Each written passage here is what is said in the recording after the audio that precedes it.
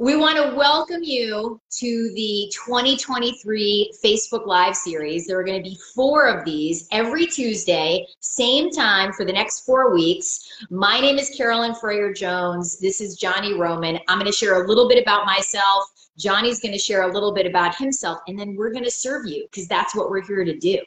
So I have been a professional coach for over 15 years. I'm a life coach, a business coach, a leadership coach, and a coach of coaches. I run the CFJ Coaching Success School. We are entering our 6th year this fall/January when live classes start. And I love to coach coaches. It's one of my favorite things to do. The building of my business and the growth of my business was one of the most expansive, growth-producing times. And I think it's a really important conversation to be in. And I think this profession is the best profession on the planet. And I want everyone here who's on the newer side to know that you are welcome. You're welcome to be here with us. We're excited to have you here. And those of you who are a little more seasoned and down the path, welcome, right? Because there's all different phases of this profession, which makes it exciting and fun. You can always recreate yourself, which I love. And part of the opportunity, as you saw as a professional coach, right? Sometimes things happen and you got to be willing to ask for help. I have to be willing to say to Johnny, does this work? What do I need to do? And that brings me to Johnny Roman, who is an outstanding coach with a successful business. He's also the director of the CFJ Coaching Success School, and he's a grad of the school. He went through the school for 2 years. And Johnny, I want you to say hi, and I'm going to ask you a question to answer for everyone. Sure. So what would you say helped you stay alive inside of yourself in the process of growing your coaching practice? What's one thing when you look back on the really bumpy parts, what helped you? Well, first of all, hi everyone. I'm Johnny. It's great to be here. I was just, before I answered that, I was reflecting on, you were saying you were, been a professional coach for 15 years. And I was thinking, well, how long have I been? And I thought, well, I've been coaching for about 9 years, but I have been a professional coach for about 6, because I feel like I really became a professional once I attended the CFJ coaching school and started to take my business very seriously. Because up until that point, I didn't feel like I was sort of floundering and haphazard, and I'll do some stuff here and stuff here, etc., and let a lot of fear and doubts and questions and everything get me off the court a lot. And so what I've learned in terms of, there's 2 things that come to mind in terms of how, well, 3 things really in terms of staying alive as a coach. One was getting my own coaching and really being challenged. The second was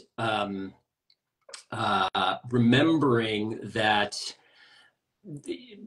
the service part, like that really believing that I was offering something of value, and that people are much, inside of a coaching container, there's so much that's available for them, and there's so much value that can be created.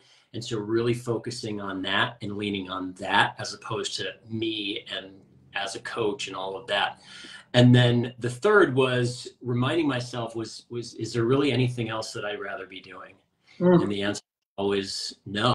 Like this is what I always wanted to do, and I wanted it so bad. It was enough to keep pushing past those times when I wanted to quit, or when the doubt felt super intense and things like that. That kept me going. So I so appreciate that, Johnny. So I want everyone to know the promise of today, right? The promise of today is that you will leave with 3 keys to staying alive and thriving as a professional coach. The promise is there will be live coaching, right? So Johnny, you're looking at the comments here and there, and you'll help us catch questions and things like that. So there'll be real coaching where you can ask real questions. And the promise is that you leave today with not only internally feeling more willing, more ready, more engaged in your business, but that you actually have things you'll go do, right? So you could look at the next 4 weeks. If you come to all 4 of these lives, you could look at that as a mini course in growing your business. Like you could, between now and when we finish, have created 1 client or 2. So there's a lot of possibility that exists. And if you only come to today, you'll walk away with stuff you could do today. So I want to make that really clear. So whether you come to all 4, which we'd love, or if you come to just today, the promise is you'll walk away a better coach, and you'll walk away with like real actions you're going to do to strengthen your business. Maybe even while we're all together, right? Because I love that. I'm like, go do something now, right? Which is, to me, one of the most amazing things that can happen. So I want to talk for a few minutes about my own process of staying alive as a professional coach, right? Because in the beginning, I didn't really know what that meant. I mean, it seemed like a good idea. For me, I was working full-time. I did not leap into full-time coaching. I crawled baby steps from a full-time job with a little secret private practice on the side to finally, because my best friend and business partner, who was a lawyer, who had taken a sabbatical to see if she really could do this, was like, I'm going to stay. I'm doing this. And I had FOMO. I joke with people. I didn't want to be left out of what was happening for her. I was like, okay, I'll finally do it. And my process was a slow process. And that's kind of, that seems to match who I am. You know, my husband and I waited 9 years before we got married. Then we waited another 10 to have a kid.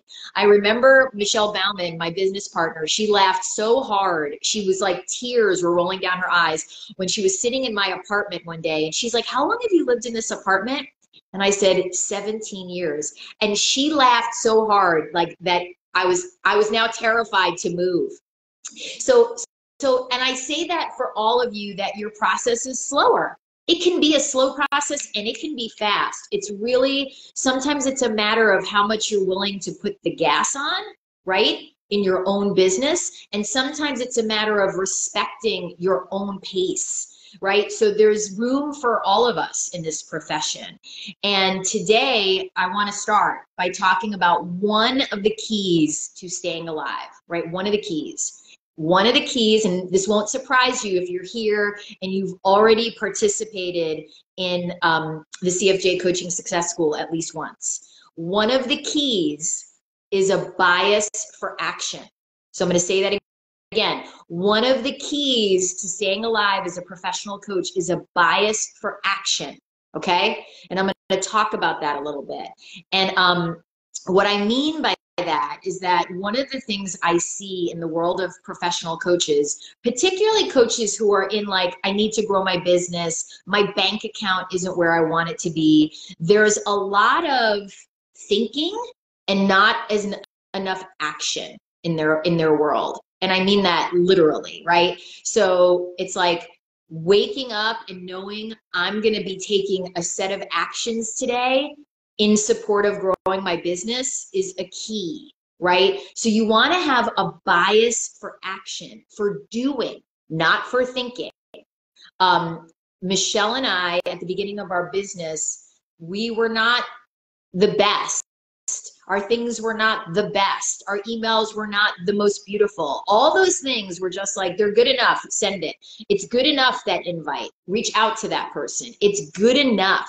I want you to start to think about like your serving is good enough, right? Like Michelle used to say to coaches, if we waited until we were good enough or the thing was good enough, nobody would get served. Nobody. So I want to see, and Johnny, maybe you can help me, let me know, is that helpful to people? Do we have any questions on that before I keep going? I'm not seeing any questions, no. Okay. So I see that, I can't see them because we're on our phones, but I know there's comments. I'm afraid to hit my phone because I don't want to blow this thing up, right? Yeah. It's like, oh, I see Elsie. She's giving me, Elsie, who is a fantastic coach, a grad of the school. She just gave me a thumbs up. So I know we're heading in the right direction. Yeah, Melissa said extremely helpful. Lynn Novat said very helpful. I had lost audio for a second. I am back, so we're good. Okay. Yes, and then Claire Marie has a coaching question, but separate from what you were sharing. Okay. So tell her we will absolutely get to it. So I want to slow this down, right? Whoever's here, I want to be like, all right, let's see if we can get really granular with this first key, a bias for action. And I want you to put in the comments, what is one action in support of your business that you know you could take and haven't taken yet? What is one action you could take in support of your business that you know you could take and have not yet taken? So I want to let you answer that, and I want to hear a little bit about what they are. And I want you all to know, you have to get, like, because, you know, the whole zoom in thing, like I was too zoomed in. I'm hoping now I look relatively normal. I'm not frightening people, right, Johnny? I'm not like, I have some space. I'm like literally, just so everybody knows, like sitting, not in my chair, like on top of my chair. Like I'm like on the edge going, okay, this is going to be interesting for the next 75 minutes, but it's worth it because that's how much I'm willing to serve you all, right? I want the viewing experience to be appropriate, and I want you to know that I'm like, I'm doing whatever I can to make this work. So one action that you know you could take that you have not taken in support of your business. Do we have any responses, Johnny? Yep, we've got Natasha said creating a newsletter that's sent out. Lynn said setting dates for upcoming group program. Let's see. Melissa said offer an event. Elsie said come up with a title and description of a talk for female leaders I've been asked to do, but am nervous about, so I'm putting off a bit. Okay. Said offer a conversation to someone in my world who I know could benefit from it. Okay. A lot of stuff. So I heard, oh, go ahead, keep going. Well, there's a lot coming in. Okay, good. So Allison said connect directly with 4 fertility acupuncturists in my community for referrals for fertility support coaching clients. Barb said reach out to 20 libraries to pitch for speaking opportunities. Great. Farnaz, invite everybody to my workshop on October 18th. Great. Okay. So, yeah. That's an awesome sampling. And if there's other ones that are like wildly different, you know what's happening? I'm seeing the old comments. Now I'm finally seeing. So the extreme close-up is not happening anymore, correct? It still is. It is? I thought you said it was better. Well, it's better. It's a lot better than it was. But you're good. Now you're extreme close-up. You know, how's that? Yeah, that's good. I can do more. Should I back it up more? No, you're good. You're good. Leave it at that. Don't mess with it. Now, okay. So even though we're laughing, I want to say something, and then I'm going to respond to this list, right? To this list we have. Like we have to be able to have fun about like what occurs, right? I think I didn't make this one of the keys to staying alive, but I would say to you on a personal front, I think one of the things that really made a difference for Michelle and I as we grew our business is that we were willing to laugh when things like this occurred, right? Like I could really be bothered by this, and that's just not what I'm going to do, right? Because it's like I don't want to spend time trying to figure this out. I want to serve you. I've created a hack. Johnny will let me know if it's horrific. I know I trust him. And that's part of it, right? I have someone who I really trust, and I'm also willing to laugh and have fun about it. So I do want to invite you into the possibility that having fun as you do all this is really of great value, right? Like it's valuable to look at your business and go, how can I be having more fun as I do this? If you take the title of the book that Michelle and I wrote, what if this is the fun part? That's real, okay? So I offer that as another possibility. So let's go to this list, right? So you all have these things, and they're valuable things, right? The newsletter, the title of your talk, the invitation, the referrals. These are all really valuable. Now I want you to give me an answer. What is in the way? So what's in the way? And if you can come up with one word, like what's in the way? Let's see if there's a theme.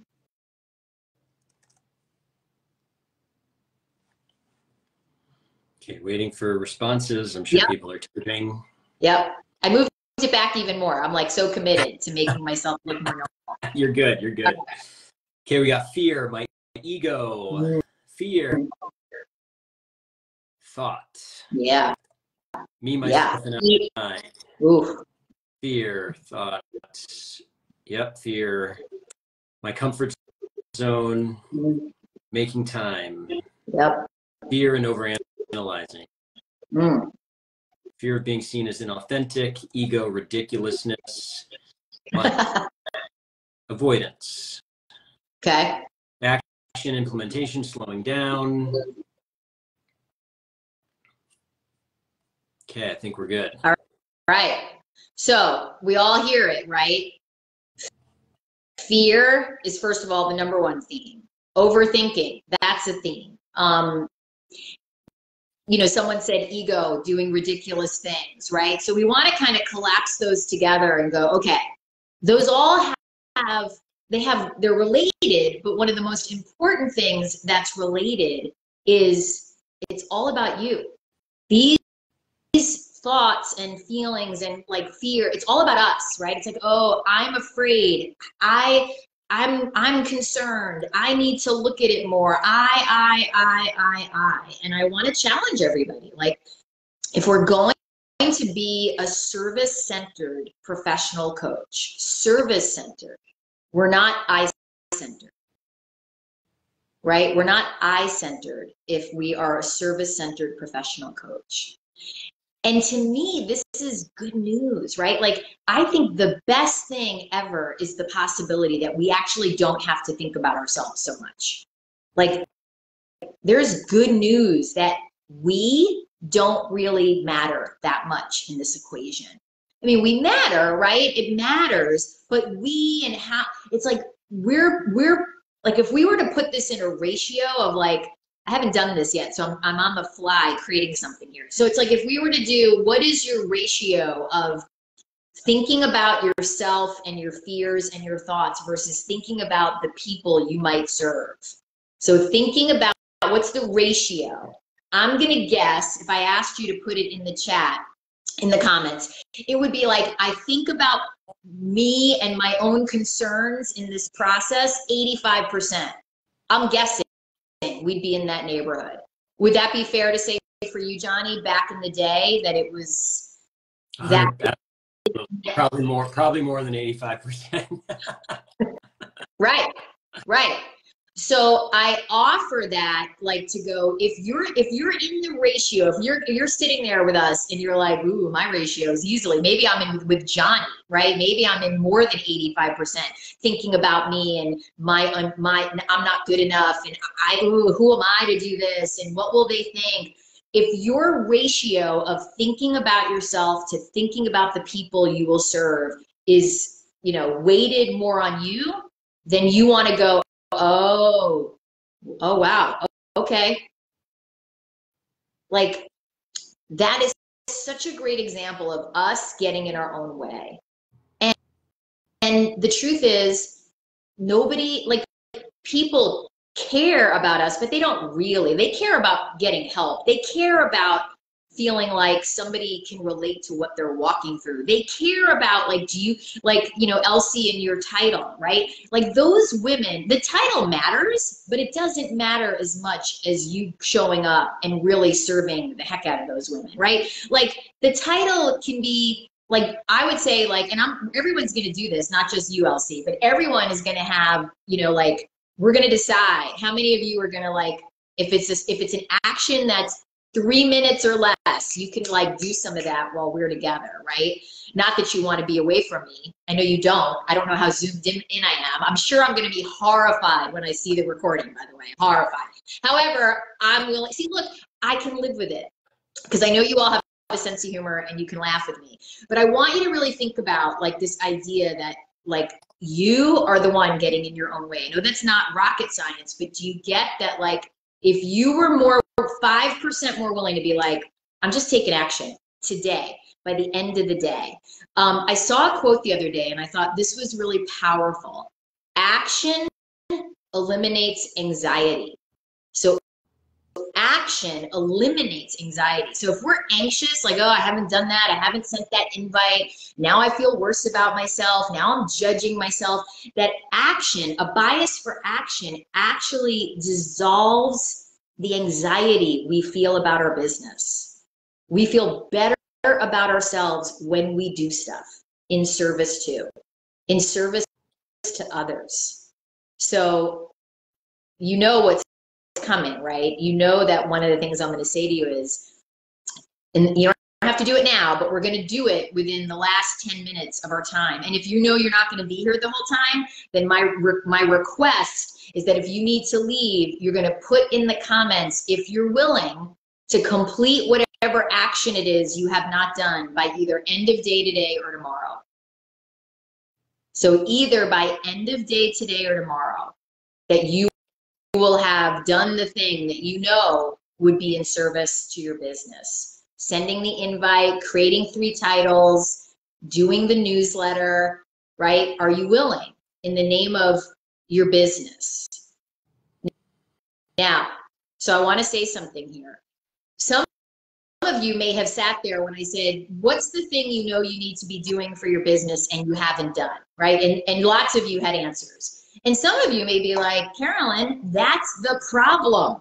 I do not know what I'm supposed to be doing for my business, right? I don't know. I'm new. I'm a mess. I don't know. So here's what I'm going to say to you.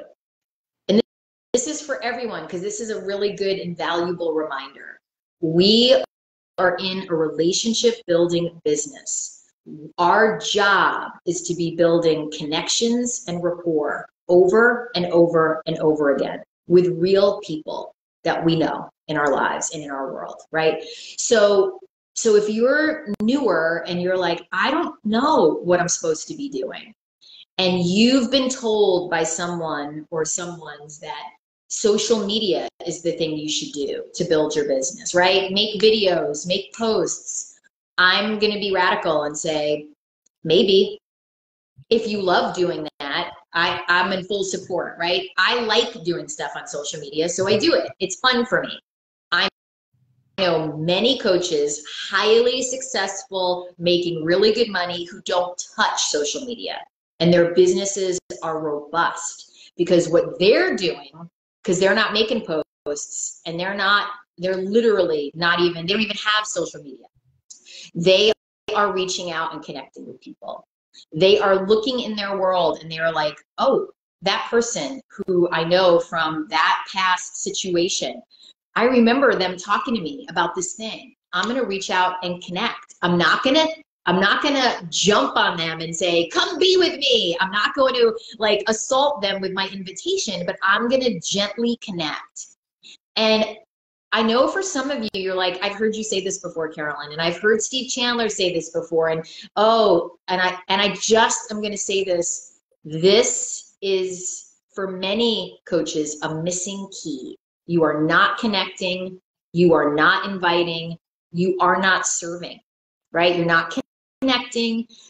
It's like some of you have enormous community in your world. You're a parent. You had kids who have gone to college. You were part of book clubs and organizations and other things. And those people to you are somehow off limits. You've never considered them as possibilities to serve.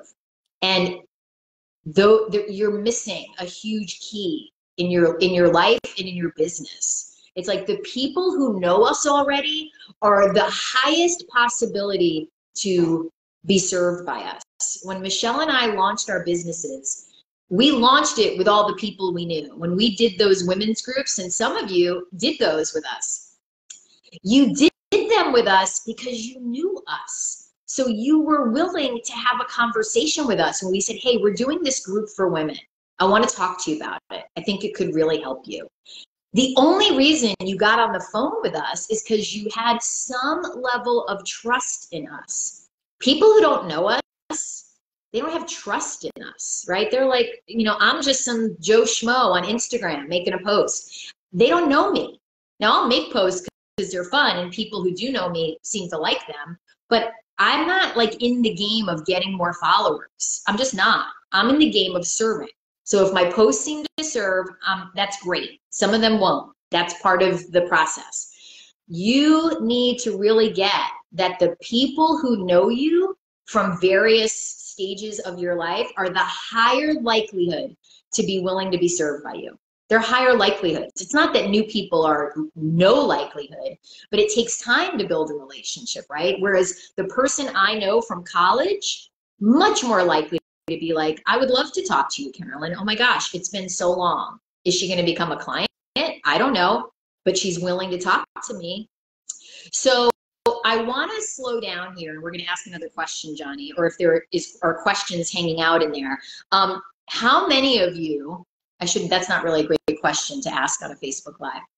In the comments, I want you to put, yes, I'm connecting with people in my various communities. Yes, I'm actively engaged in nurturing people I know from my life. Or no, I haven't really done that.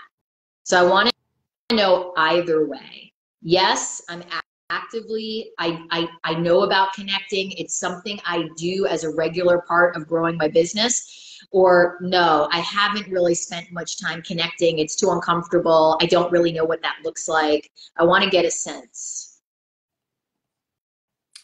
So let's see, we've got Natasha said, yes, I am connecting. Miranda, I don't have phone number for many former colleagues. So I reach out by LinkedIn and get hits. Fitz said, no, I haven't been doing that. Dina Marie, I'm connecting, but there's a huge part of my community I'm constantly staying away from out of fear. Tish says, yes, actively engaging and nurturing people. Diana, yes, actively engaged. Patty, I'm somewhere in the middle. Okay. Carl, yes, starting this morning. Okay. Okay. All right, so there's a mix. Yeah, there's a mix. There's a mix. So I want to, Johnny, I'm going to ask you a question. My recall for you is that this was a particularly initially uncomfortable part for you. Would that be accurate? Very much so, yes. And what go ahead. And yeah, it was very, very challenging for me for a while. So I want everybody to hear that, right? Because that's common. Johnny's not an outlier in the profession of like, ooh, he was so unusual, that he was so uncomfortable. Connecting is intimate, right? It's an intimate thing to do. It's not like I'm asking deep, intimate questions initially, but even the act of being like, I haven't talked to this person in 2 years and I'm going to reach out and say, hey, it's been a while. Like there's an intimacy to that, right? There's a willingness, there's some vulnerability, right? Because we need to be willing to consider we might not get a response, people might blow us off. It's like it requires a certain like 5%, like I'm going to say it in two different ways. There's confidence, and professional confidence is important. And that's a muscle we grow over time. And then there's another muscle, and it's kind of like a muscle of like, you know, I'll mention Taylor Swift. Some of you know I went to her concert. I don't really call myself a Swiftie, but I'm a huge admirer for many reasons, which you may end up being totally bored by. You need to be willing, you need to have a good shake it off muscle, right? So someone doesn't respond to me, and Diana Towder, I know you have been through this. You need to be willing to shake off the people who don't respond. You need to be willing to shake off like someone who writes back and seems sort of like, leave me alone. We need to be willing to cultivate a shake it off muscle, right? Like, oh, okay, part of the business. You know, that's one of the things I see for coaches that can often trip us up, right? We get uncomfortable. We're like, ooh, what did that mean about me? What did that mean? Like, did I do it badly? It's like, we got to be willing to shake it off, get some coaching, see if someone else thought what I did was weird or awkward, and then keep moving. Remember, key number one to staying alive is bias for action. Right? We don't let one person not responding to us send us into a huge wave of, off the court, 4 days, 2 weeks of I did it wrong, I'm stopping everything, forget it. Well, that used to happen to me too, and kind of what you were saying earlier, going back to this idea of removing ourselves. Like when I removed myself from the equation and really was committed to the service, then knowing that my intention was service based, if I didn't get a response or if I got a no or something like that, it was much easier to shake off because I knew where I was coming from. I knew what my intention was from the beginning. And so it was like, okay, well all right, well, we just can't serve this person right now, and on to the next. Right. It really, to me, this is one of the #1 keys, and it happens at different phases of the business, right? Don't think, oh, well, once I get over the initial growth, once we say, okay, now I want to do something new. I want to do a group. I've never done a group before. I've never led a one-day event, and we're in a new phase of enrolling that we've never done. The same stuff can surface, like, oh, maybe this isn't a good idea. Maybe I should just wait or hold back, or I don't want newer coaches who are here to be like, if I can just get through this first year, 2 years, I'm golden. I mean, it changes, right? And Johnny can share a little bit more about that. It changes, right? Like we're a little more like, oh, I've been down this overthinking path, or this path but we can still get hooked, right? Like, so we got to really be onto our own game of, I'm way too focused on me, my ratio of thinking about me to just serving, and remembering that if I don't serve, nothing occurs. That's where it all happens. All right. So that is key #1. Do we have any questions that anybody wants to ask about bias for action? We do have some questions. Also, I want to go back. A number of people have committed to taking action by the end of today. Some have even already taken action, the thing that they were going to do. Fitz had a question, said, what you just described sounded super social. And I'm not actually clear on, Fitz, what you were referring to that sounded social. I think it was when she was talking about shaking it off, and I think he was, my guess is he's talking about connecting. When I said I might reach out to someone, and you can confirm, Fitz, it's like I might, I hear you. See, this is an interesting piece. So I'm going to answer this, and then we'll go back to the questions. So some of our relationships, right, that we know from other worlds, our kids' school, book clubs, the gym, those are inherently social relationships, right? So I went to a CrossFit gym for a long time. It was like, Michelle was like, please don't ever quit that gym. So many good people come into our groups from that gym. Those are inherently social relationships, right? So one of our jobs as a professional coach is to learn how to take a social relationship and move it over into a professional relationship where someone pays us to serve them.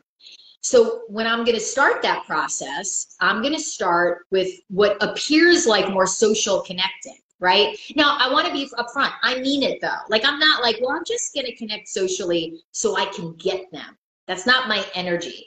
I'm connecting with someone because I want to connect with them, and I'm going to see where it goes. But my intention, Fitz, is like, I like connecting with people. I like this person. Even if it goes nowhere, I'm glad to do it because that's who I want to be in the world. So my initial connection is going to be social because that's the context. I don't want to, sometimes coaches do this and it lands really badly, right? They know someone socially and they write to them and they're like, I'm a professional coach. You now come sit with me. Right? And we're kind of like cave woman-like, right? Like, it's so clunky, and they're like, ew, this feels weird. Why are you talking to me in a new way? Just be gentle.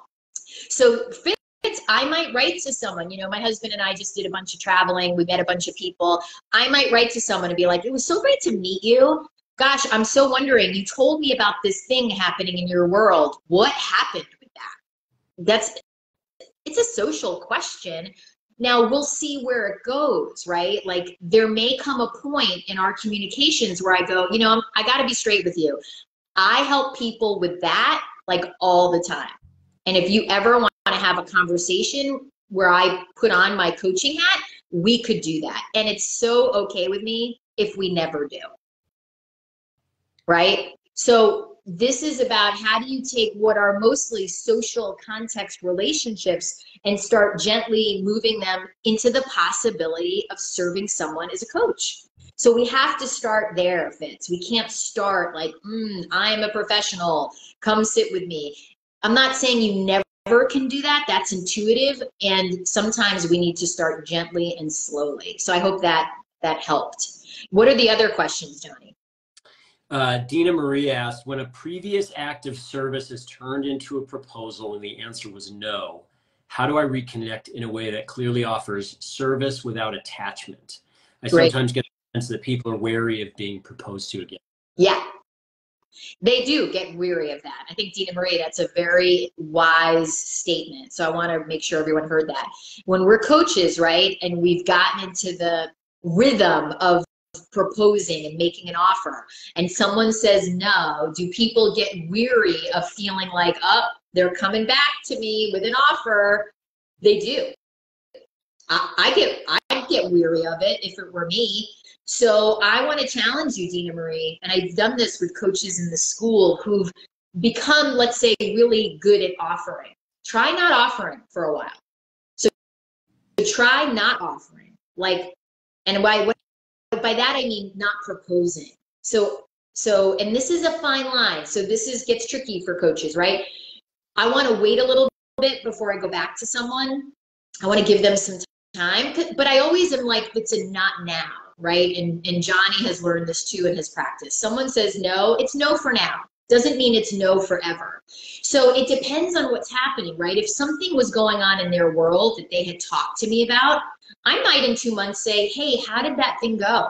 You know, with what's her name? How did that go? And I might gently ask a question. I might just send them a book where I'm like, I got this new book. It's amazing. I think it would really serve you. Boom. That's it. See, it's, Dina Marie, it's a dance. So we're in a dance of serving and nurturing and not doing it to a level where, like Steve Chandler talks about, you know, not only is someone weary of us proposing, they're weary of us giving them 20 free conversations, right? We don't want to be in that camp either. So it's a fine line, and there has to be a place inside of you that's like, I'm serving this person. I don't care whether they ever work with me. I'm not going to be like stalking them with my service, but there's someone I'm willing to play a long game with them. I'm willing to play a long game with them. So you'll let us know if that was useful, Dina Marie. Johnny, what else? Are there other questions lurking in there? No other questions that I saw. We got some Swifties in the group, so your shake it off muscle really landed. You know, okay, so I have to say this because this leads us into the second key of staying alive as a professional coach. So if you know Taylor Swift, if you know more about her, I did a lot more digging after I went to the concert. But one of the things, if you know what she's doing, and if you don't, I'll share. So long story, the rights to her music were sold to a guy who she didn't even get the option of saying, I'll buy them. So someone bought them for a bunch of money, and then she didn't own the rights to her music. That didn't work for Taylor Swift. And somebody said to her one day, like, I don't know, you could just re-record it all and put it out, and your fans will probably buy it.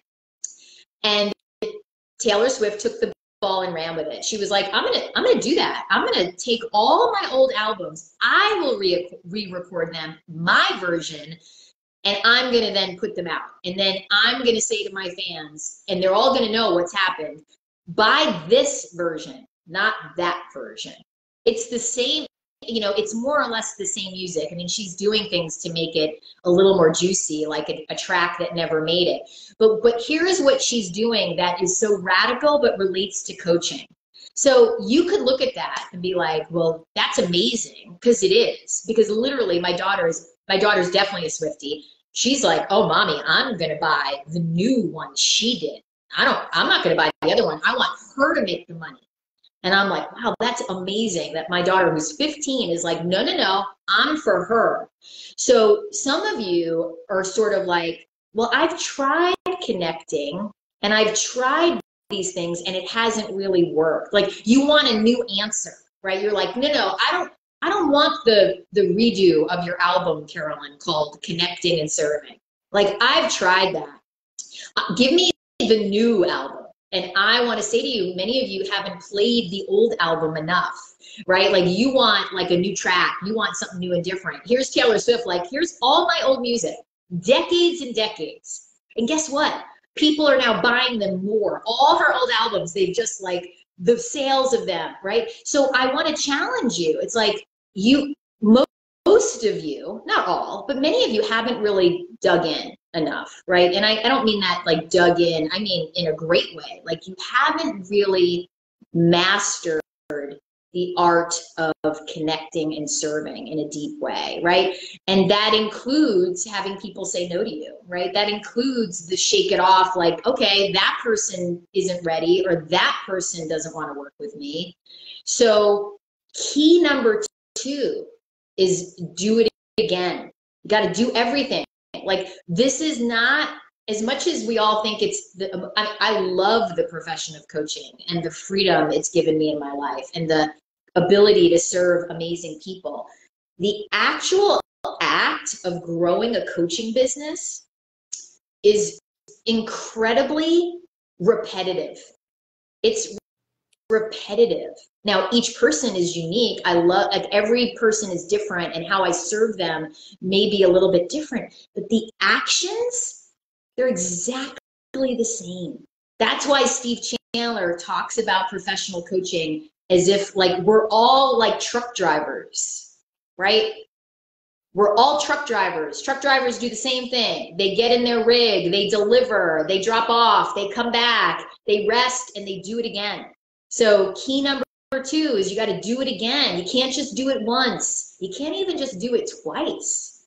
It's like in the doing is where it gets nuanced and we learn new ways to be with people and we become better at being with people without attachment, right? It's like Johnny said something right at the beginning that I think is really important that speaks to this, right?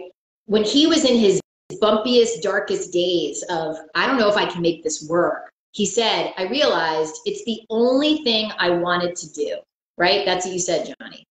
Yeah. The only thing. So if this is the only thing you want to be doing, then it's time to do it again and again and again, right?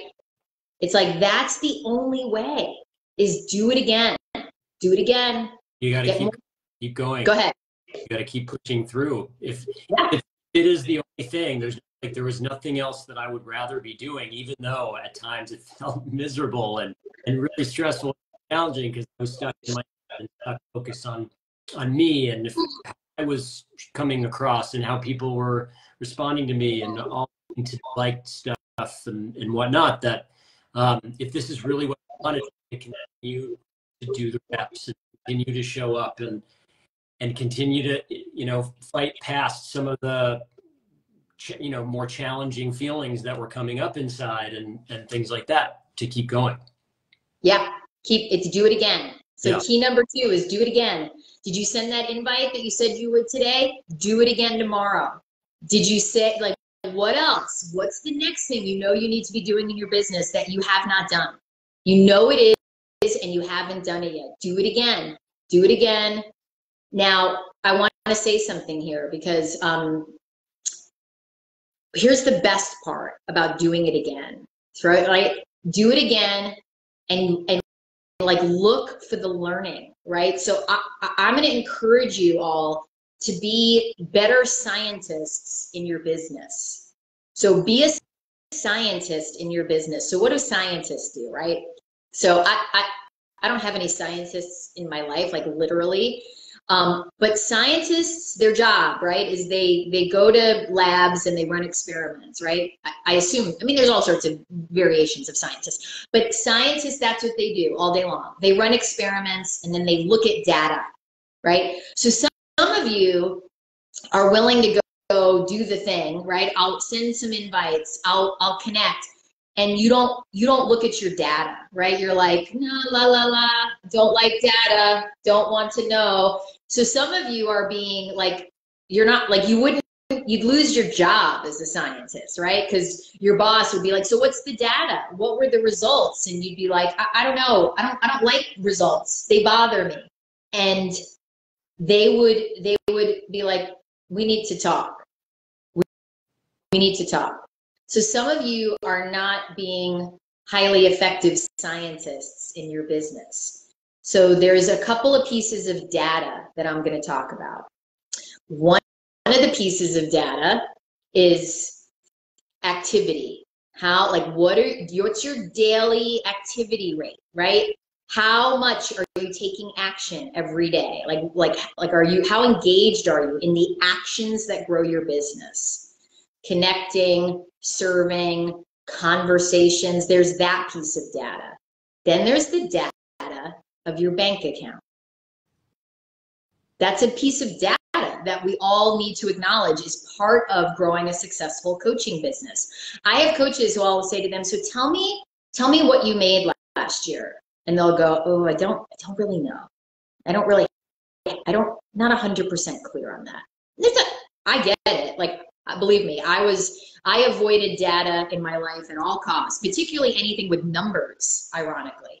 So I totally understand that. And what's in your bank account, what you've made thus far, is a really important piece of data. Not because it's a new, fresh way to beat yourself up. It's a way to go, where am I in the creation of clients? How am I doing? Is there money coming in? If I have a trend of people saying no, Dina Marie, or saying no to my offers, I want to look at the data. I want to be like, did I raise my fees recently and maybe I raised them too fast, too soon? Let me look at some of the data and see if I can find out what's happening. Now, you have to have enough data. You can't be like, Carolyn, I had 3 conversations and they all said no.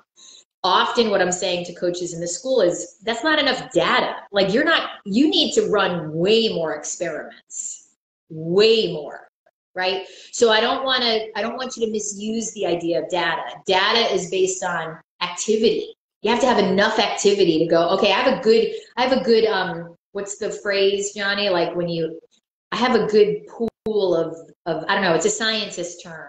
See, here I am. I'm like thinking Johnny should be able to read my mind. He has a new baby. He has. I'm not sure what you're referring to, but something like that. A pool of data. Yeah, like a data pool. Like if your pool is 3, that's not enough, right? We need to have, so you want to be, again, scientists are excited to run experiments, right? They're like, ooh, I can't wait to see how I do with these next 10 calls or these next 10 invites. Ooh, what will happen? And you want to be willing to do more, right? A bigger data pool gives us more information. Yeah. Data set, sample size. We've got some help from the scientists. I love it. I love it. We do have questions too. Please. All right. So going back a little bit ago, Natasha asked, how do you walk a client who is becoming a coach through a lot of rejections in their circle where they're sitting with people for conversations but getting a lot of no's? Yeah, first of all, wow, like I have so much compassion for that part of the experience, right, Natasha, right? Like, so you have a coach who's maybe gotten a big wave of no's and they're newer, right? Johnny, she said they're a little newer yeah. If I'm coaching a newer coach and they're getting a lot of no's, where I want to look is how they're conducting their conversations. And I mean, literally, I want to hear, walk me through what you say to someone. Like, walk me through it. I want you to pretend I'm the person. And I want to hear how they're setting up their conversations, what they're saying, and I want to hear how they're ending their conversations, right? Because my guess, Natasha, is there's something is going on where they start to feel, they either feel needy and a little like too much. There's something going on in how they're being that is not landing for people. That's an inkling. I can't say for sure. And then there's the beginning of a conversation, there's the end, and there's what is occurring in the middle. And that is actually perfect because that's going to bring us to key number 3. So anytime we are serving someone, right, they need to feel like what has occurred is above and beyond anything they've experienced. And I don't mean that like you need to, when we're new, right, our coaching can be good. It may not be fantastic yet. That's fine. But people need to feel like, wow, when I'm with this person, something is different, to the point where if I was doing this regularly in my life with this person, I think something would happen in my life that I really want. So Natasha, I would be slowing this person down and saying, let's go through conversations and what's happening. Like, I'd really get granular. Like, let's pretend I'm a person. Because if you slow the track down enough, right? Like, you know how you can slow down recordings? You're going to see, I'll bet, at least 3 things where you're like, oh, I could appreciate how that would not feel good for the person on the receiving end. So they're either not creating enough value, like not enough transformation is occurring. They're either way bumpy and the person who's sitting with them doesn't even know what this is. Lots of coaches are like talking to people and the person's like, wow, this was fun. Are you my new friend?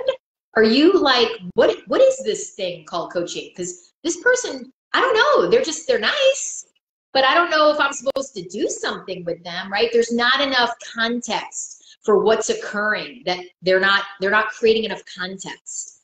They're not having 1 or 2 meaty things happen in the conversation where someone's like, ooh, that was helpful, wow.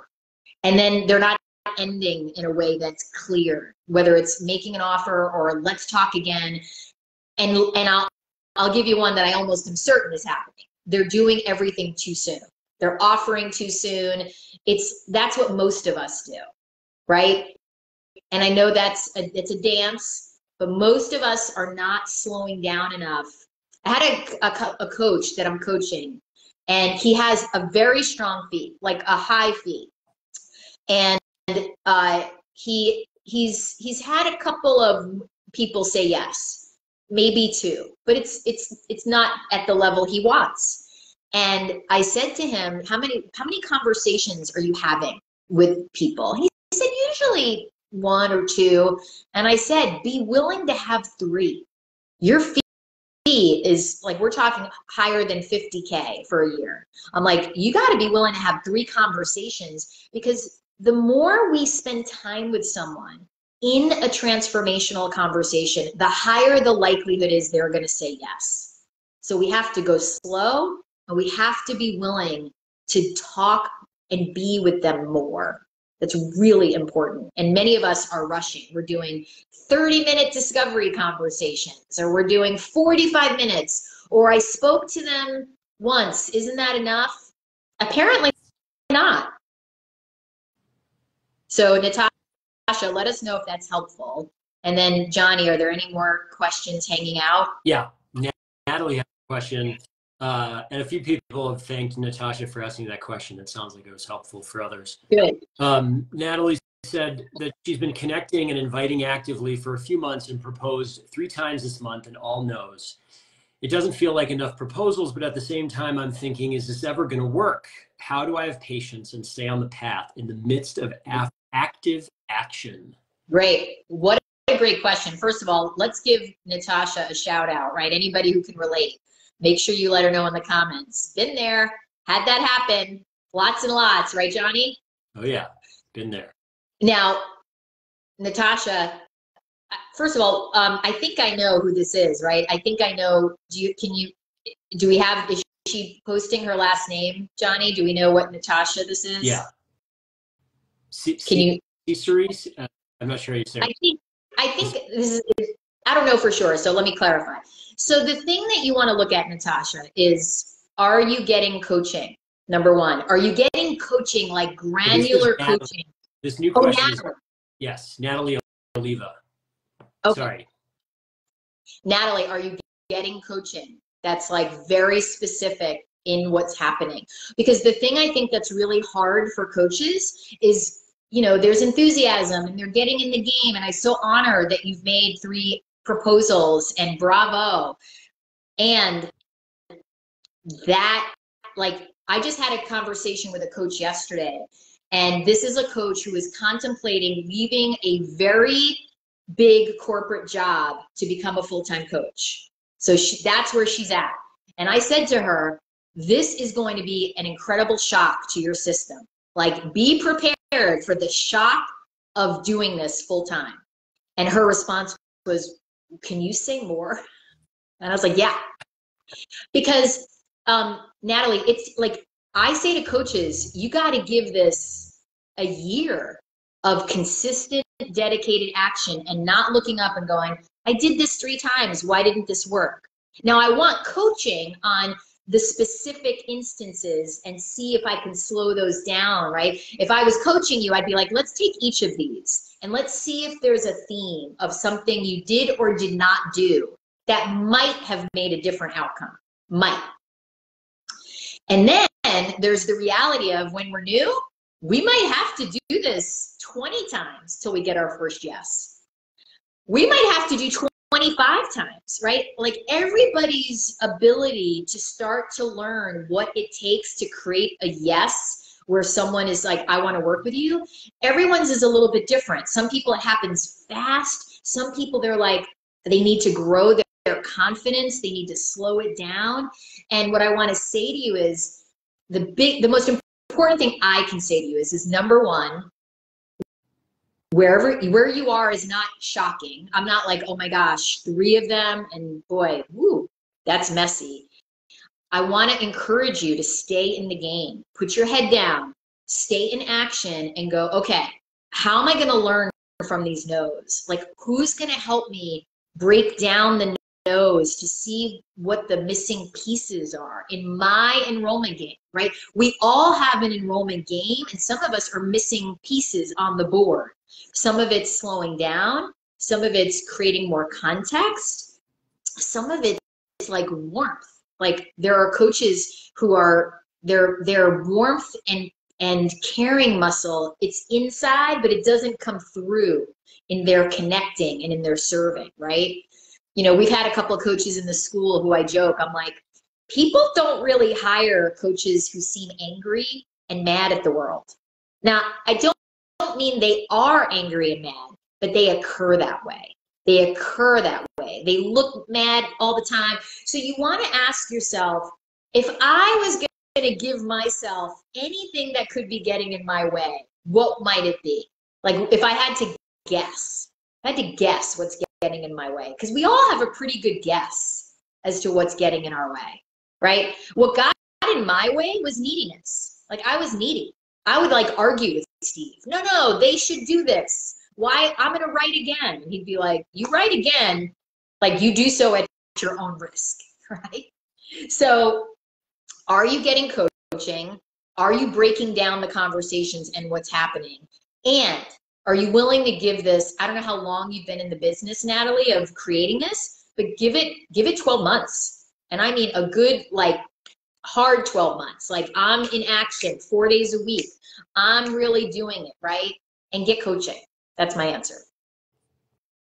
Awesome. And we got one more question here. Lindsay's asking, what are your thoughts on investing heavily in yourself and having debt?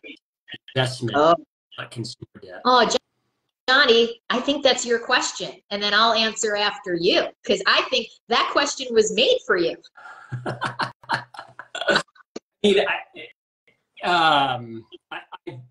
I guess I feel a little uncomfortable saying that part of what made the difference for me was taking out a loan in order to attend the CFJ school. And because I couldn't afford it at the time, but it was a huge investment. And it made a tremendous difference on my life. And I could not have known that at the time, and it was a leap of faith.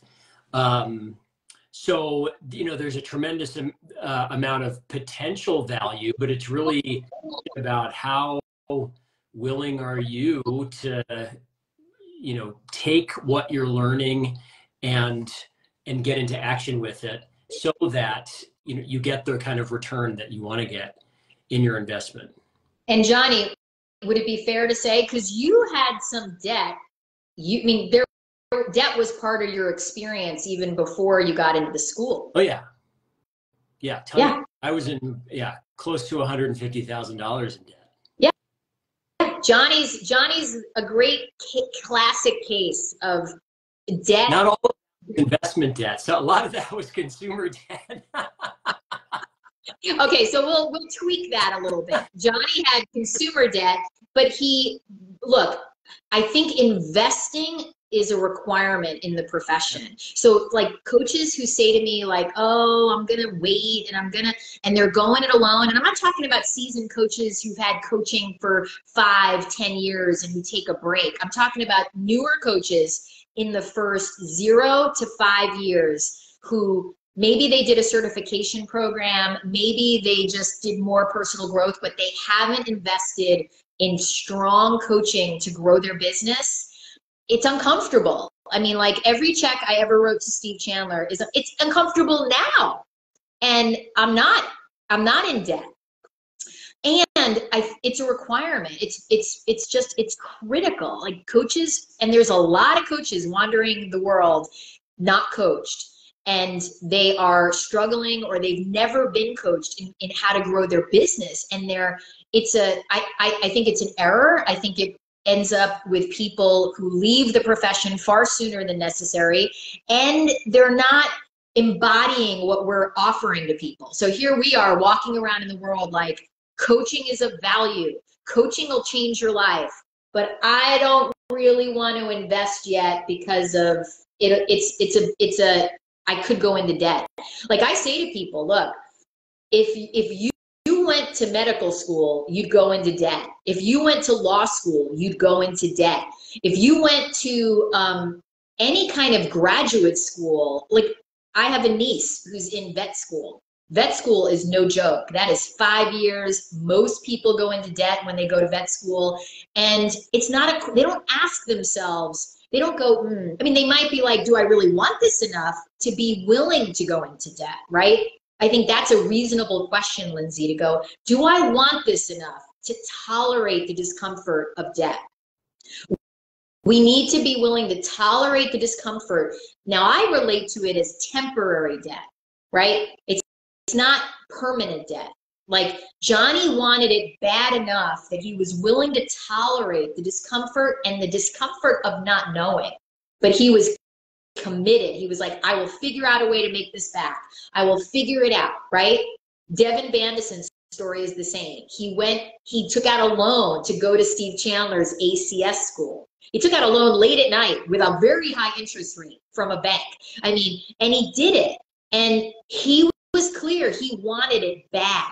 His want to was super high, as was Johnny's. So I don't want to say to anyone, I'm not here to say, like, you need to decide what you can tolerate, and your want to needs to be strong enough. I just posted about that on my Instagram stories and also on Facebook.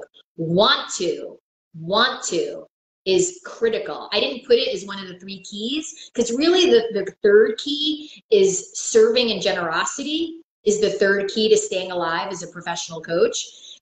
And I would put it, if I was going to have a 4th key, it would be that. It would be like, okay, like I need to be willing to be like, I'm willing to consider myself, and what I love about the profession of coaching, unlike medical school and law school and vet school, we have to self-select. Like vet school, you're not going to vet school without paying the money. You're just not, right? Med school, you're not going to be able to call yourself a doctor without having gone to med school. So coaching is self-selected. Am I going to invest in myself? Because there's no like law that says you must, right? It's like coaches can try all they want, right? it's like, this is self-select, and you get to decide, what am I willing to tolerate? Am I willing to believe in myself enough, even if I'm scared, to go, I'm making the investment? So Lindsay, you can tell me if that answer is useful. And I will share one of my favorite Michelle moments, and I have this on video, is where she said her first check to Steve Chandler was for $25K, and she was like, this is the last time I am writing this guy a check, and I'm gonna squeeze every ounce out of him. I'm just gonna, and she's like, and then I wrote another check and another, because it was so impactful, so impactful. All right, Johnny, what else do we have? Lindsay said, thanks for the answer. I do have debt from investments and want to start creating the investment ahead of time. And it's okay if I'm not there at the moment. I would not want to do this without a coach. Right. And I respect everyone's place where they are, right? Like, I know someone who just wrote to me and said, I'm saving up for a particular coach. Totally reasonable. That's how they want to do it. And I respect that, right? Like, I'm like, they have to determine what's okay for them financially. And I'm someone who's like, look, I was more willing to tolerate, like, the risk factor, right? Like, I had a higher tolerance for risk in terms of, I'm going to spend this money. I'm going to bet on myself. Right? And everyone has different, like, risk tolerance, and everyone's at a different place in their lives, right? So I just wrote about this. If you're not on my email list, if you're new today, I really want to tell you to get on my email list, because I write about all this stuff at least twice a week. And one of the things is, like, where are you in your willingness to take risks in service to yourself, in service to your business? And there's no judgment, right? Some people have low risk tolerance and they need to bump it up by 5%. Other people have super high risk tolerance and they might benefit from slowing it down. What else do we got, Johnny? Those are all the questions. All right. Well, okay, so how much time do we have left? 20 minutes. 20 minutes. So remember, I said to you, the promise of today, first of all, Johnny and I are going to serve you outrageously, right? We want you to leave today with, like, okay, I have some actions to take.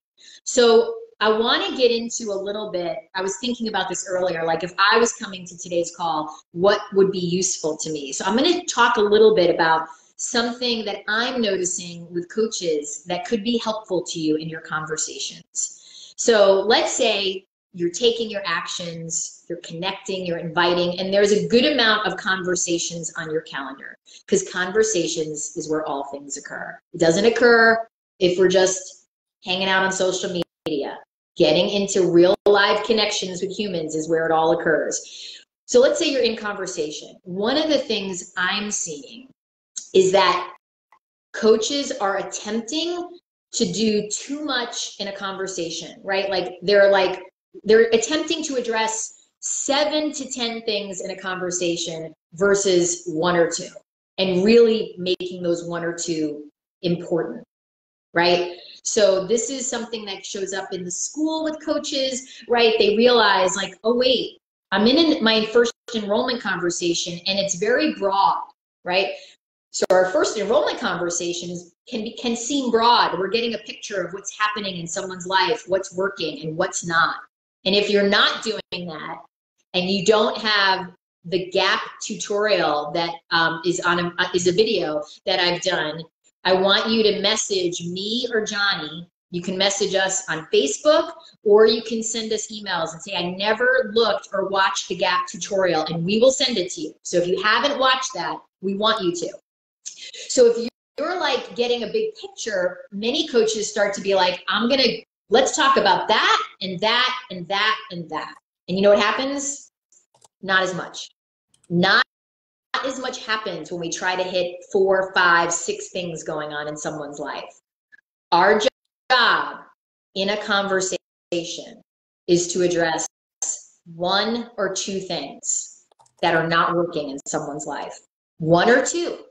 The ones that appear to be the big ones. And you can ask someone, if you're getting a picture of someone's life and they're like, my kid is leaving for college, my husband and I are both not in great places personally with ourselves or each other, and my dog is aging, right? I'm not going to hit the dog is aging. I might say, oh, I'm really sorry, I've had an older dog. I get that. I'm going to hit the marriage and yourself. One or two things in a conversation that seem to be the most relevant or hot, like uncomfortable, things that are the pain points, right? I want to hit the things that aren't working.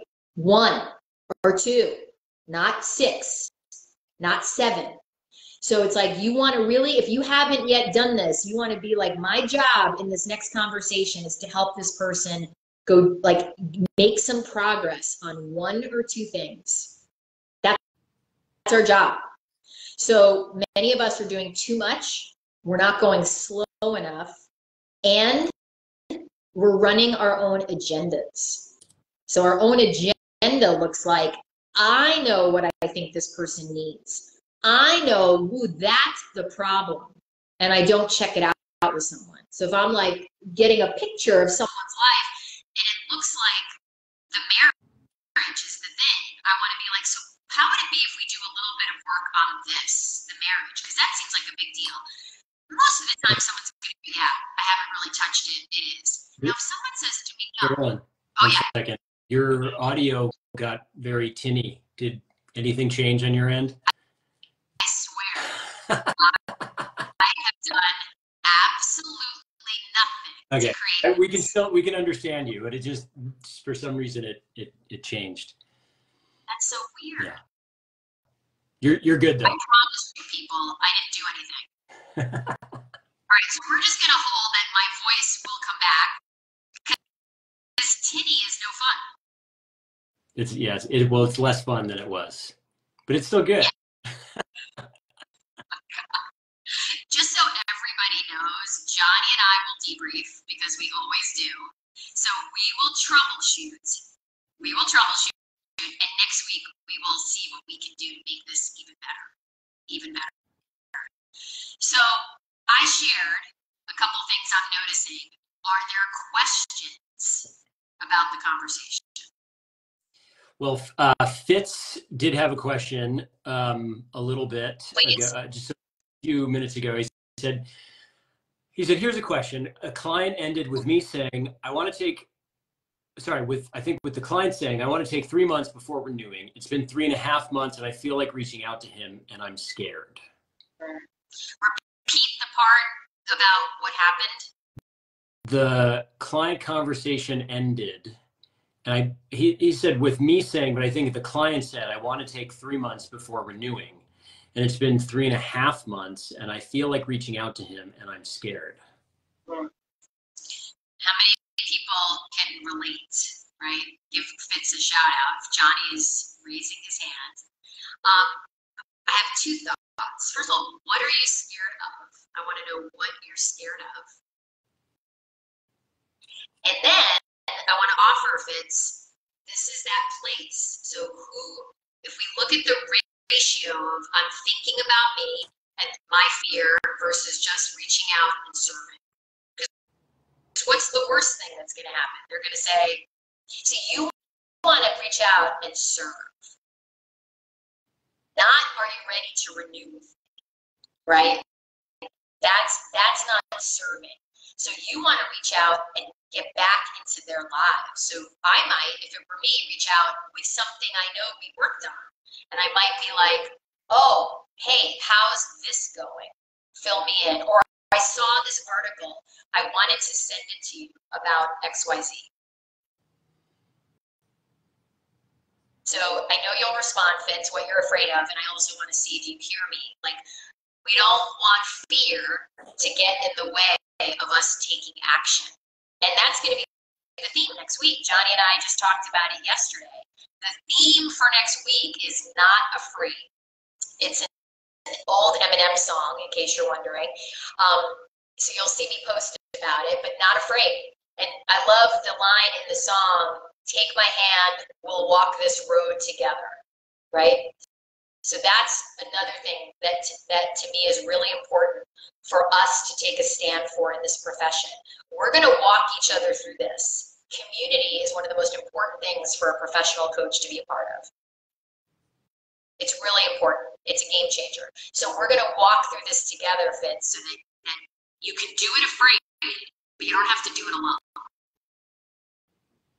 Do I still sound like an elf? Oh, you actually just, it seems like you just came back. I'm not sure. Okay, how is it now? Yeah. Because I really don't want to sound like an elf. I may be tiny, but I don't want to sound like an elf. Yeah, out of nowhere, you just came back. Oh my gosh, I'm so sweaty. I'm like, I'm gonna have to like take care of myself after this. Okay. We have a couple more questions. Please. Lynn says, Carolyn, I have a corporate exec client who paid me, but now I don't have a session on the calendar. I've reached out to her assistant and her with dates, and I've been acknowledged about that, but no yes on a date. This is about 3 weeks now. And they paid? Yeah. Yes. Wow. Well, first of all, bravo. You got paid. That's way better than so many coaches who have the opposite issue called not getting paid. Right, Johnny? And then ghosting. This is an interesting ghosting scenario. Okay, so here's what I would do, Lynn, if it were me. So it's been 3 weeks. So they've acknowledged it, but they've not said yes, let's get the launch date. What I might do is I might write to the person and their assistant together, and I would probably write something like, we need to move this forward because I want to start serving you. We don't want to let too much time lag between you've paid, we want to get you into your coaching. And then I would give 2 new dates, and then I would say, if these don't work, send me to that due. If these don't work, send me to that due. And Lynn, in the subject line, I would put something like time sensitive or timely. See, I have to make the coaching important. I do. Because a corporate executive is going to do what they do called, I'll pay, but maybe if I just pay, the transformation will occur. I don't actually need to show up. I can continue with my over busy, over scheduled life and just hope I get the coaching through osmosis, right? Just did clarify, apparently it's a current client, so it's not a launch date she's trying to get. I guess she's trying to schedule a session. So it sounds like there's been a 3-week lapse where she hasn't heard from the client. If I'm understanding that Lynn differently. Right, but either way, the answer is the same, right? If they've paid for their next round and they've collapsed and disappeared, I want to just be like, time sensitive. Let's get your next session on the calendar. We don't want to let this go any longer. Here's 2 dates. If these don't work, send me to that due. If I don't get anything back from that, then I want to say, let's get on the phone, right? But I want to make it timely. I want to make it important. Was there more, Johnny? I know you said there were a couple of questions. Yeah, there's another question. And Liz clarifying vacation. So that's what occurred. Okay. But yeah, same thing applies. Same coaching. Yeah. Yep. Okay, Dina Marie said, I have a former individual client that's been telling me since we finished about 18 months ago that he wants to hire me again for him and his entire leadership team. This could be a contract for me anywhere between 10 and 30K for 12 months. Since we finished, he's been stalling. Don't have the money yet. We're raising funds, etc. I have a reconnection call coming up with him. How do you recommend I approach this? I would, Dina Marie, what a great question. And first of all, just it's great, right? And when that occurs, we want to slow down and serve. I want to be like, so tell me what's happening in your world right now. Because I'm aware this was something that seemed like a priority, and it's totally fine if it's not. And I want to know what is the priority right now. Not the priority, Dina Marie, like the priority to get back to me, like my money. Like I want to know the priority in their world. Like I want to say, hey, it's totally fine. If this has gone away for you, totally fine. What is your top priority right now? Like what's the top priority in your world for you or your team? And it doesn't matter if it relates to whether I'm going to serve them or not. I want to know what's getting in your way in general. I want to get back into connection and serving this person. I don't want to make whether or not they're going to proceed with me the agenda, if that makes sense. Right? Because that's when we as coaches start to look like it's about us. I want to know when this is going to happen. It's like you want to be so relaxed. Like it's fine if we take this off the radar. It's 100% fine if we do that. And tell me what's keeping you up at night these days, right? What's keeping you up in the middle of the night?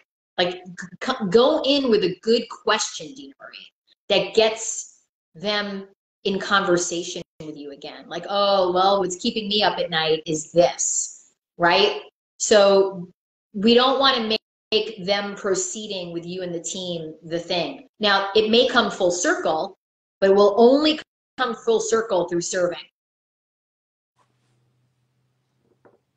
So you mean coming back to the topic of serving the team? Yeah. I think that's what Fitz, you were saying not meant to be addressed at all. I think that's what you were referring to. Right. If that's right. Exactly. I don't want the top agenda item on the call is why hasn't this happened yet? We don't want to be coming from that place. We want to be like, hey, it's so good to talk. Tell me how you've been. And then I want to say, so listen, let's get something handled. It's totally fine if we never do this. It's totally fine. And I want to know how you're doing. Like what's keeping you up at night these days? I want to, because if that hasn't occurred for 18 months, we can be certain that the half-life of enthusiasm is now in full motion. They're just, that's gone away for him. So we have to recreate what would be helpful right now. And maybe it's changed. We don't know. I mean, not that serving the team wouldn't be helpful, but what's bothering him may have changed. Excellent. Fitz was saying, but how to actually create closure in that conversation? See, I wouldn't. I'm not a fan of closure. I'm a fan of, hey, let's put that off to the side for right now. Like we don't ever need to do that. And I want to stay in serving someone, right? So, you know, some of you have experienced Sandy Sullivan. She's a faculty member at the school. She is the GOAT of corporate coaching as far as I'm concerned, right? She runs the Alchemy Group with her business partner, Allie Wick. Both of them are grads of the school. So Fitz, they're in this situation all the time. All the time. They're talking about working with someone's team, then the person drops away from the conversation. Their job, and they've been coached into this over and over, is to stay in conversation, right? So someone says, yeah, and they stop answering. They want to get back to that person, not about that work, about serving. So they'll be like, look, it's fine with us if we don't do that. Like, that's not what we care about. We care about what your priority is to make you a better leader right now, or what's getting in your way. So they're not about, they'll say, let's take that off the table, but they're going to stay in connection with that leader. So you'll let me know if that was clearer and helpful. Yeah, he said, aha. Yeah, and Fitz, you're going to get to hear way more about that, just so you know. So stay tuned on that one. All right, anyone else? What do we got for time left, John? That's it. For questions, we've got just 5 more minutes. And okay. One was asking about when the remaining 3 Facebook Live sessions are. So I put dates in the comment section. They're the next 3 Tuesdays in a row. So August 22nd, 29th, and September 5th, all at noon Pacific. Right. So like I said, you can use this as a mini course and come every week and be like, all right, I want to get a client. And if that's the case, I want to challenge those of you that are like, I'm coming next week. I would see if you can up your action 5% more, right? Like send out one more connection email every day, one more invitation email if it's appropriate every day. I would 5% more action in service to your business. There are people in your world that are lingering around that you've let go. If you could do the Steve Chandler action and look through 40 emails, your last 40 emails, to see who could you serve that you've somehow let drop away. So if you're going to come next week, I'm going to challenge you 5% more action. Remember, bias for action every day. So that's, and let's play the game, right? Let's be like, all right, we have 4 weeks together. So the other thing is, you said you were going to take action on the thing that you know you need to do by tonight or tomorrow. So you can message me and say, hey, I did it. You can message Johnny. You can come next week and be like, I did that plus 5 more things. Next week is all going to be about not afraid, right? We could also say next week is about doing it afraid. And we're going to get into more service. We're going to get into more nuance about what does that mean based on the person in front of us. And we're going to get into deepening our ability to be in connection with people and build rapport. So thank you for being here, for being with Johnny and I. We let us know, did we deliver on the promise? What if you have a burning question, let us know that. We will be, the replay will be posted, of course, and we'll be back next week, and we will solve the too close camera, and we will solve any tinniness that is occurring. So glad you were here. Wonderful to be with you, and more to come, right, Johnny? Absolutely. And was there the resource that you mentioned, was it the Gap video? So Yep. if anybody is interested in that resource, it's a fantastic resource that Carolyn made a video on the Gap conversation in enrollment. And if you're interested in that, you can email myself or Carolyn. I put our emails in the chat. So reach out and request it, and we'll send it to you. All right, people. We will send it to you. We will see you next week. Have a beautiful day. Take care, everybody.